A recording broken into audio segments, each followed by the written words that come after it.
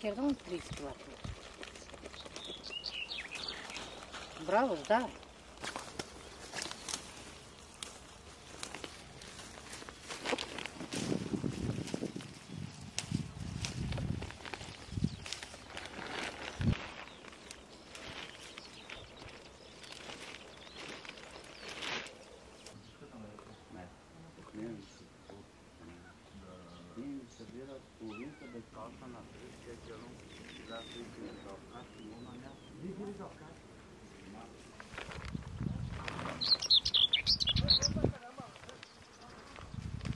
За година ние можем да кажем, че са свързани с доста фенологични аномалии, така ги наричаме. Тоест, имаме едни средни дати на цъфтеж на растенията или на начало на вегетацията, които всички, когато времето направи така, че цъфтеж да се случи преди или след средните дати, казваме, че имаме отклонение в различна степен. И общо взето, ако мога така да се изразя, розите са един вид, едно по-добро или така визуално красиви аналог на температурните промени.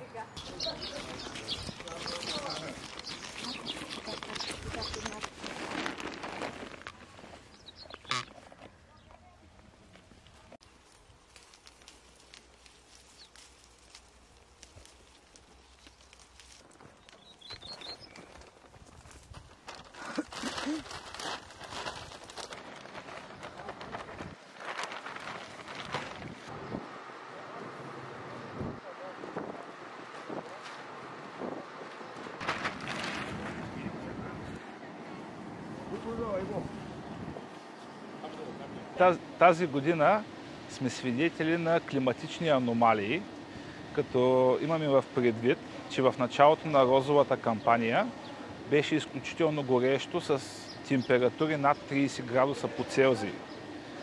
Това беше доста негативно за розите, защото там благоприятната температура е около 22-24 градуса максимална температура.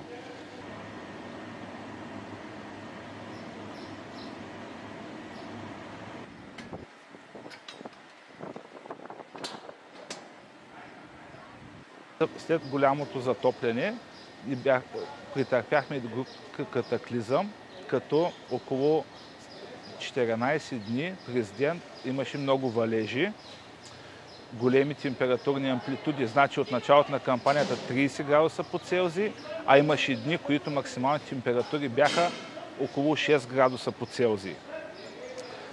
Затова ние наблюдаваме, че тази кампания не е нормална от гледна точка на климатичните условия.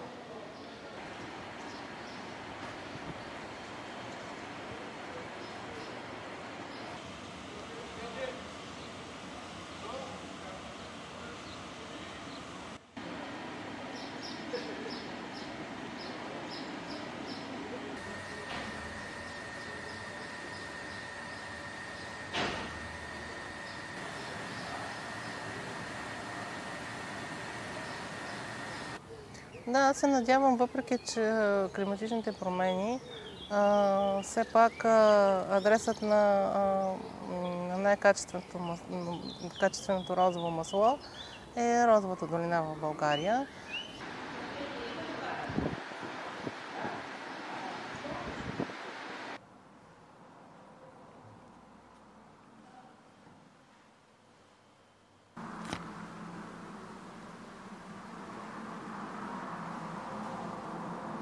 Jelajahi cara baru mendapatkan informasi. Download Metro TV Extend sekarang.